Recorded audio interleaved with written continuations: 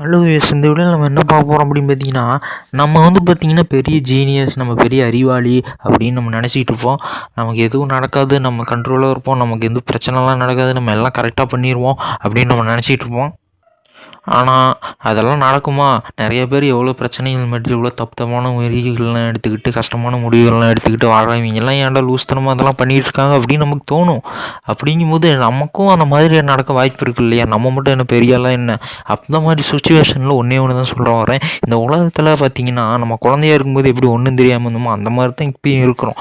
அதனால் வந்து எது வேணால் நடக்கலாம், எது வேணால் நடக்கலாம் வாய்ப்பு இருக்குது நமக்கு. அப்படி நடந்ததுக்கப்புறம் அதை நினச்சி கொஞ்சம் ஃபீல் பண்ணிகிட்டு இருக்காம ஒரு விஷயம் புரிஞ்சிக்கணும். நம்ம என்ன தப்பு பண்ணியிருந்தோம் அதில் அப்படின்னு சொல்லி புரிஞ்சுக்கிட்டு, அந்த தப்பு நடக்காமல் நம்ம மறுபடியும் திரும்ப அந்த தப்பு பண்ணாமல் நம்ம போகிறோம் பார்த்திங்களா நம்ம லைஃப்பில்.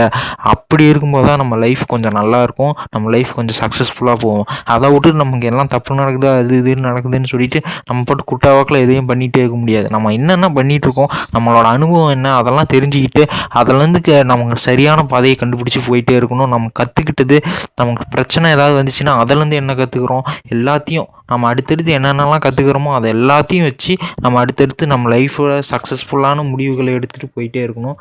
அதுதான் உண்மை. உங்களுக்கு ரொம்ப இக்கட்டான சூழ்நிலை, ஒரு கஷ்டமான சூழ்நிலை, ஒரு முடிவெடுக்க முடியல, திணறீங்க, பிரச்சனையாகுது, ஆனால் முடிவெடுக்கிற ஒரு சூழ்நிலை வருது, ரொம்ப கஷ்டமான இக்கட்டான ஒரு சூழ்நிலை வருது, ரொம்ப குழப்பமான ஒரு சூழ்நிலை வருது முடிவு எடுக்கிறதுக்கு. அப்படிங்கும்போது அந்த டைமில் நீங்கள் ஒரு முடிவு எடுத்தாகணும் அப்படின்னு நீங்கள் நினைக்கும்போது கண்டிப்பாக சொல்கிறேன், ஒரே ஒரு நிமிஷம் ரிலாக்ஸ்டாக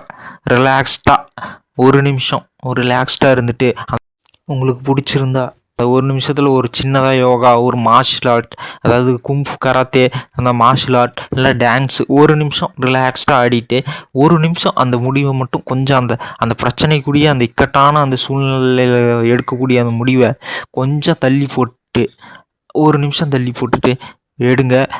உங்களுக்கு அந்த முடிவு கரெக்டாக வர வாய்ப்பு இருக்குது. ஏன்னா அந்த யோகா ப்ரெஷரு, அந்த யோகா, இந்த மார்ஷியல் ஆர்ட்ஸு, டான்ஸு இதெல்லாம் பார்த்திங்கன்னா நமக்கு ஒரு ஷேப்பை கொடுக்கும், நமக்கு ஒரு வடிவத்தை கொடுக்கும், நமக்கு ஒரு முழுமையை கொடுக்கும். அந்த டைமில் நம்ம எடுக்கிற முடிவு கொஞ்சம் சாதகமாக இருக்கும். ரிலாக்ஸ்டாக அப்படி இருந்துட்டு ஒரு நிமிஷம் தள்ளி நம்ம ஏதாவது தப்பான முடிவு எடுக்க வாய்ப்பு இருக்குது.